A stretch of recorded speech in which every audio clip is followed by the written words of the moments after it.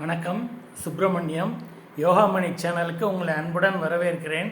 இன்றைக்கு மதிய சமையலுக்கு சுவையான துவையல், பருப்பு துவையல் செய்ய போகிறோம். எப்படி செய்யறதுன்னு பார்க்கலாம் வாங்க. வணக்கம், திருமதி சுப்பிரமணியம்.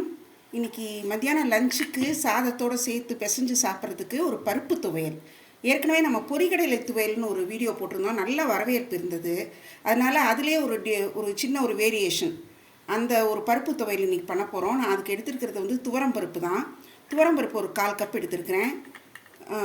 தேங்காய் பூ அதுவும் ஒரு 1/4 கப்பு.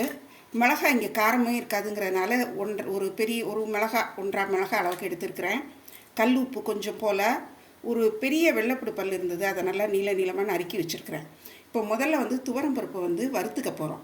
வறுத்து உங்களுக்கு காமிக்கிறேன். அடுப்பில் வானலியை வச்சு எண்ணெய் எதுவும் ஊற்றலை, வெறுமனே வரட்டு இதாக தான் வறுக்கிறேன். இது நல்லா வாசனை வரணும், நல்லா நிறம் மாறணும். இந்த துவரம் பருப்பு அந்த அளவுக்கு நல்லாவே வறுத்துடணும். இது வறுத்து முடிச்சுட்டு உங்களுக்கு காமிக்கிறேன். இப்போ பாருங்கள், நல்லா வறுத்துட்டேன். நல்லா நிறம் மாறிடுச்சு, நிறமும் மாறி நல்ல வாசனை வந்துடுச்சு. இப்போ இதை வந்து மிக்சியில் அரைக்க வேண்டியது தான். மிக்சியில் இந்த வறுத்த பருப்பை முதல்ல போட்டு அதோட மிளகாயை போட்டிருக்கேன். உப்பை போட்டுக்குவோம்.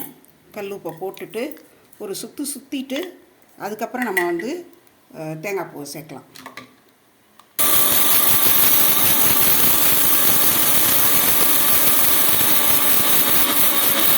பருப்பு நல்லா பவுடர் ஆகிடுச்சு. தண்ணி ஊற்ற வேண்டாம். முதல்ல தண்ணி ஊற்றினா பருப்பு வந்து நல்லா மசியாது.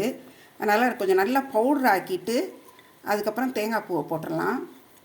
தேங்காய் பூவை போட்டு கொஞ்சமாக தண்ணி ஊற்றிக்கலாம்.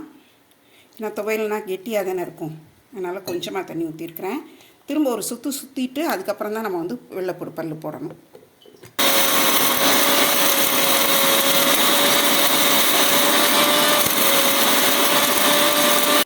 இப்போ இந்த பூண்டு பல்லையும் போட்டு நல்லா இன்னும் கொஞ்சம் நல்லா நைஸாக அரைச்சிட போகிறேன். வெள்ளைப்பூடு வந்து முதலே போட்டோன்னா ஒரு மருந்து வாடை வந்துடும். பொதுவாக துவையல் எல்லாத்துக்குமே வந்து பூண்டு சேர்க்குறப்போ கடைசியில் தான் சேர்த்து அரைக்கணும். இப்போ அரைச்சிட்டு உங்களுக்கு காமிக்கிறேன். சுவையான பருப்பு துவையல் ரெடி ஆகிடுச்சு. செய்கிறது ரொம்ப சுலபம்தான், எளிமையான குறிப்பு தான். ஆனால் நிறைய பேருக்கு இது பிடிக்கும்னு நினைக்கிறேன். ஏன்னா நான் சொன்ன மாதிரி ஏற்கனவே பொரிகடலை துவையல் போட்டிருந்தப்போ அது நிறைய பேர் பார்த்துருந்தாங்க, அது நல்ல ரெஸ்பான்ஸ் இருந்தது. ஸோ இது எதுக்கெல்லாம் மேட்ச் ஆகும்னா, புளிக்குழம்பு சாதத்துக்கு நல்லாயிருக்கும். புளிச்சாறுன்னு சொல்கிற குழம்பு, இளங்குழம்புன்னு சொல்லுவாங்க, அதுக்கு ரொம்ப நல்லாயிருக்கும். ரசம் சாதத்துக்கு தொட்டுக்கலாம், மோர் சாதத்துக்கு தொட்டுக்கலாம். அப்புறம் நமக்கு 2-3 நாள் காய்ச்சலில் இருந்து வாய்க்கு ஒன்றும் நல்லா இல்லை அப்படிங்கிறப்போ இந்த சுடு சாதத்தில் இந்த துவையிலும் கொஞ்சம் நெய்யும் ஊற்றி பிசைஞ்சு சாப்பிட்டா அவ்வளோ நல்லாயிருக்கும்.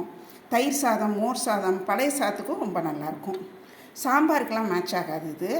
ஸோ நான் சொன்ன மாதிரி புளிக்குழம்பு சாதம், ரசம் சாதம், புளிச்சாறு, தயிர் சாதம், கஞ்சி எல்லாத்துக்கும் இது ரொம்ப நல்லாயிருக்கும். செஞ்சு பார்த்துட்டு எப்படி இருந்துச்சுன்னு சொல்லுங்கள்.